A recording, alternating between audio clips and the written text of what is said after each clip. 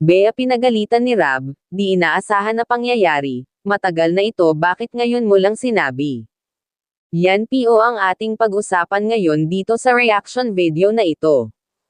Bago ang lahat isang MAPAGPALANG araw mga kali NGAP pakiusap po wag natin i-skip ang ads ng VIDYONG ito, at palagi po natin suportahan ang ama ng kali NGAP na SI Val Santos MATUBANG at ang anak nito na SI Kali NGAP Rab, para mas marami pang matulungan ang kali NGAP na mga kababayan nating mahirap.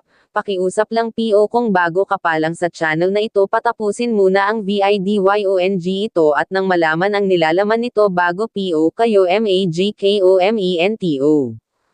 Narito ang maikling video na kung saan ay kinausap ni Kali NGAP Rab SI Bea at SI Nanay Luningnang. Ayan, so Bea, pag lipat nyo dun sa bago nyong bahay, doon rin mag-aaral? Okay lang sa'yo? Okay, anong grade mo na nga? Grade 5 po. Grade 5. So, isa ka sa pinakamatanda doon? Yung sa mga kaklase mo? Opo. Pero kahit ganon, tuloy-tuloy naman yung pag-aaral mo, di ka nahiya sa kanila? Tama yan, at huwag mong ikahiya yan kasi ang mahalaga, kahit medyo mas matanda ka sa kanila, ang mahalaga, tinutuloy mo yung pag-aaral mo, no? Na ginagawa mo para sa iyong mga sa iyong pamilya. Kasi natuwa ako sa sinabi ni nanay, kaya daw nag-aaral ka kasi gusto mong tulungan sila nanay, tama? Ano yung gusto mo bang maging pag nakagraduate ka, ano yung gusto mong matapos? Anong kurso? Ano bang gusto mong maging trabaho paglaki? Teacher po. Oy, teacher. Galing kasi dati nung tinanong kita parang wala din kayong gustong maabot, di ba? Kung yung pangarap nyo, di kayo sumasagot. Pero ngayon, kahit pa paano, sa pabalik-balik namin dito, ay natututo na kayo. Ano? Tama? Masaya ka ba na tuwing bumibisita kami? Grabing improvement ni Bea, no? Samantalang naitanda nyo na yung unang punta namin, si Bea yung halos di magsalita dito, di ba? Pero ngayon, siya yung parang panganay. Ikaw ba yung panganay? Hindi. Si Chris. Si Chris yung panganay. Kasunod. Pero ngayon, parang siya nagsisilbing panganay. Ayan, so dahil Chris ay natutuwa ako sa improvement mo, sana magtuloy-tuloy yan kasi kahit kami, di namin kayo sinukuan, sana ikaw wag kang sumuko para sa sarili mo, ano?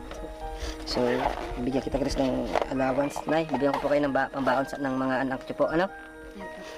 At yung iba pong budget kasi, ako tinitipid ko kasi bibili pa kami ng gamit sa bahay nyo. Ano, Nay? Salamat po. Kami rin po yung sasagot nun.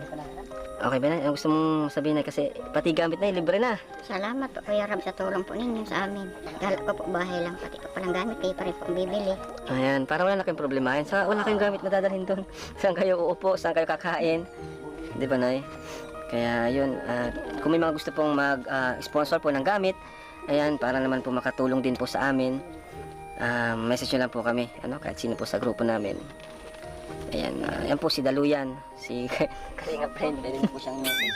Gusto po magpaabot ng gamit sa pamilya ng Tres Marias. Ano po?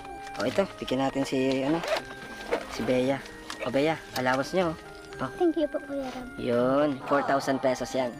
Thank you po, Kuya Rab. May bahay na. Binigay niya kagad, di ba? So, thank you rin. Kasi ganyan lang, makita lang namin na nag-improve kayo, masaya na kami doon. Hindi nyo na kailangan bumawi sa amin ng kahit ano man. Kasi yun naman yung gusto namin eh. So, Sa totoo lang po mga Kali NGAP SI Bea po ang mas gusto ni Kali NGAP Rab kasi simula ng una SI Bea po ang hindi nakikipag-usap at sobrang mahiyain. Yung tipong akala po natin mahirap na magbago kasi nga po hindi talaga nakikipag-usap sa atin. So ngayon po kahit hindi pa naumpisahan ang bahay nila ay kitang-kita na po natin na malaki ang pinagbago nito. Ang laki po talaga ng PINAGBAGO ni Bea. Napapanood naman po natin ang mga video na kung saan ay nagbago SI Bea, at saka nagulat po SI Kali NGAP sa mga sinabi nito kung ano ang kanyang pangarap sa buhay.